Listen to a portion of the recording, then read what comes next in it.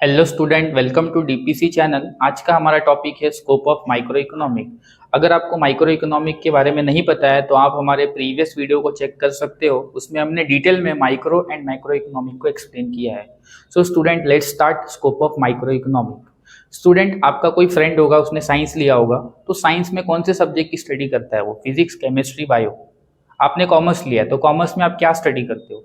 BK, economics, ओसी, SP, ये सब आप स्टडी करते हो। मतलब कॉमर्स का स्कोप क्या है? कॉमर्स में बीके है, इकोनॉमिक्स है, ओसी है। साइंस का स्कोप क्या है? साइंस के अंदर फिजिक्स है, केमिस्ट्री है, बायो है। उसी तरीके से माइक्रो इकोनॉमिक का स्कोप क्या है? आप माइक्रो इकोनॉमिक को एक स्टूडेंट समझो कि वो हमारे तरह ही एक स्टूडेंट है और वो स्टडी करता है। तो माइक्रो इकोनॉमिक स्टडी करता है और उसका स्कोप क्या है? उसका स्कोप है product pricing, factor pricing, theory of welfare. ये तीन सब्जेक्ट की स्टडी करता है। कौन से तीन सब्जेक्ट की स्टडी करता है? Product pricing, factor pricing, theory of welfare. तो एक एक पॉइंट को डिटेल में समझते हैं। थ्योरी ऑफ प्रोडक्ट प्राइसिंग, इसमें दो वर्ड आपको दिखाई दे रहे होंगे, प्रोडक्ट एंड प्राइसिंग। प्रोडक्ट मतलब आपको मालूम है गुड्स एंड सर्विसेज, और प्राइसिंग मतलब उसकी प्राइस हो गई। तो किसी भी प्रोडक्ट की प्राइस कैसे कैलकुलेट की जाती है, ये माइक्रो इकोनॉमिक आपको एक्सप्लेन करता है। जैसे ये मार्कर एक प्रोडक्ट है तो इसकी प्राइस 25 रुपीज है, तो इसकी प्राइस 25 रुपीज कैसे आई, इसको माइक्रो इकोनॉमिक एक्सप्लेन करता है और इसकी स्टडी करता है। तो स्टूडेंट, आपको पता होना चाहिए कि किसी भी प्रोडक्ट की प्राइस को डिमांड और सप्लाई के फोर्सेस से कैलकुलेट करते हैं। अगर इसकी प्राइस 25 रुपीज है तो 25 रुपीज कैसे डिसाइड की गई रहेगी? डिमांड और सप्लाई के फोर्सेस से। सपोज इसकी प्राइस 25 है और कल को इसका डिमांड काफी गिर जाता है मार्केट में, तो इसकी प्राइस को भी फिर गिराना पड़ेगा। आप इसको 25 में नहीं बेच सकते क्योंकि इसका डिमांड कम हो रहा है। तो डिमांड को बढ़ाने के लिए आपको प्राइस कम करनी पड़ेगी।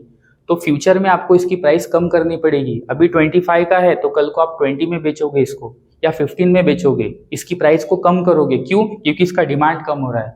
तो जैसे डिमांड में चेंजेस आएगा, सप्लाई में चेंजेस आएगा, वैसे ही प्राइस में भी चेंजेस आता है। और यही चीज माइक्रो इकोनॉमिक आपको एक्सप्लेन करता है। तो एक बार रीड कर लेते हैं। प्राइस ऑफ प्रोडक्ट, जो प्रोडक्ट की प्राइस होती है, is determine. Determine means fix करना। जो प्रोडक्ट की प्राइस होती है उसको फिक्स करते हैं। कैसे फिक्स करते हैं? By forces of demand and supply. Demand और सप्लाई का जो फोर्स होता है उसी से प्रोडक्ट की प्राइस को फिक्स किया जाता है। स्टूडेंट, सेकेंड पॉइंट में चलते हैं, थ्योरी ऑफ फैक्टर प्राइसिंग। यहाँ पे आपको दो वर्ड दिखाई दे रहे होंगे, फैक्टर एंड प्राइसिंग। फैक्टर मतलब क्या होता है? फैक्टर मतलब फैक्टर ऑफ प्रोडक्शन, वो फैक्टर जिससे हम सामान बना सकते हैं। अगर आपको सामान बनाना है तो सबसे पहली चीज क्या लगेगी? एक जगह चाहिए, लैंड। फिर आपको लेबर लगेगा, पैसे लगेंगे, और एक बिजनेसमैन लगेगा सारी चीजों को ऑर्गेनाइज करने के लिए। तो टोटल कितने फैक्टर हो गए? 4। Land, labour, capital, entrepreneur. 4 factor होते हैं। कौन से 4 factor? Land, labour, capital, entrepreneur. अब आप फ्री में इन फैक्टर को तो यूज करोगे नहीं। अगर आप जमीन का इस्तेमाल कर रहे हो तो जमीन के ऊपर आपको रेंट देना पड़ेगा। मतलब लैंड की प्राइस हो गई रेंट। आपके पास लेबर आ रहा है काम करने के लिए, तो आप लेबर को क्या पे करोगे? वेजेस। मतलब वेजेस ये प्राइस है लेबर की। अगर आपने कैपिटल लिया है तो कैपिटल के ऊपर इंटरेस्ट पे करोगे और इंटरप्रीनियर को प्रॉफिट मिलेगा। मतलब 4 फैक्टर है और 4 उसकी प्राइस है। इसीलिए हमारा पॉइंट है factor pricing. 4 factor and 4 pricing. Student, आगे चलते हैं। Theory of economic welfare. Economic welfare में 3 पॉइंट आएंगे, efficiency in production, efficiency in consumption, overall economic efficiency. एक एक पॉइंट को डिटेल में समझते हैं। इफिशियंसी इन प्रोडक्शन का मतलब होता है producing maximum goods. Maximum goods and services आपको बनाना है। जितना भी कोशिश करो, कोशिश करके ज्यादा से ज्यादा गुड्स एंड सर्विसेज बनाओ from the given amount of resources. जो भी रिसोर्सेज दिए हैं उसको अच्छे से यूज करो और ज्यादा से ज्यादा गुड्स एंड सर्विसेज आपको बनानी है। फॉर एग्जाम्पल, 2 लोग मेरे पास आते हैं, एक को मैंने 10 किलो रॉ मटेरियल दिया, दूसरे को भी मैंने 10 किलो रॉ मटेरियल दिया, और पहले वाले ने बहुत ज्यादा सामान बनाया 10 किलो रॉ मटेरियल का यूज करके, और दूसरे वाले ने उसी मटेरियल को यूज करके कम सामान बनाया है। तो दोनों में से इफिशिएंट कौन हुआ? इफिशिएंट वो हुआ जिसने ज्यादा से ज्यादा सामान को बनाया है दिए गए रिसोर्सेज का इस्तेमाल करके। इसीलिए हम उस पर्सन को बोलेंगे कि वो इफिशिएंट है। तो आई होप आपको ये पॉइंट क्लियर होगा, इफिशियंसी इन प्रोडक्शन। आगे चलते हैं, इफिशियंसी इन कंजप्शन।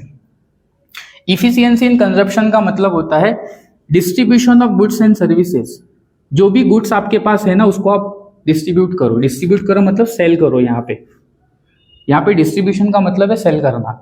जो भी आपके पास गुड्स है उसको आप सेल करो। किसको सेल करोगे? पीपल्स, लोगों को सेल करोगे।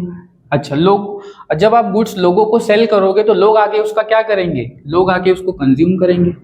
कंज्यूम मतलब खाएंगे, पिएंगे, यूज करेंगे उसको, और इससे सोसाइटी को मैक्सिमम सेटिस्फेक्शन होना चाहिए। तो एक बार मैं समराइज करता हूं पॉइंट को। आपको पहले गुड्स सेल करना है लोगों को, लोग उसको कंजप्शन करेंगे और कंजप्शन करने के बाद उनको मैक्सिमम सेटिस्फेक्शन मिलना चाहिए। अगर ऐसा हो रहा है मतलब इफिशियंसी इन कंजप्शन है। तो हमको इफिशियंसी इन कंजप्शन का मतलब क्या समझ में आया? कि सोसाइटी में सामान को बेचना है और इस तरीके से बेचना है कि सोसाइटी के सारे लोग सेटिस्फाई हो जाए। ऐसा नहीं है कि आप सिर्फ सामान बनाओ और जो अमीर लोग हैं, अपर क्लास वाले, उनको ही बेचो, लोअर क्लास को भूल जाओ। ऐसा नहीं करना है।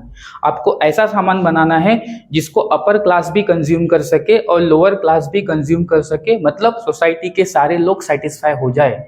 अगर आप ऐसा कर रहे हो तो उसको बोला जाएगा इफिशियंसी इन कंजप्शन।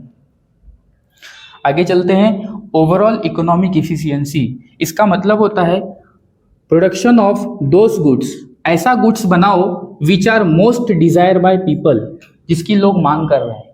ऐसा सामान आपको बनाना है और बेचना है मार्केट में जिसकी लोग मांग कर रहे हैं।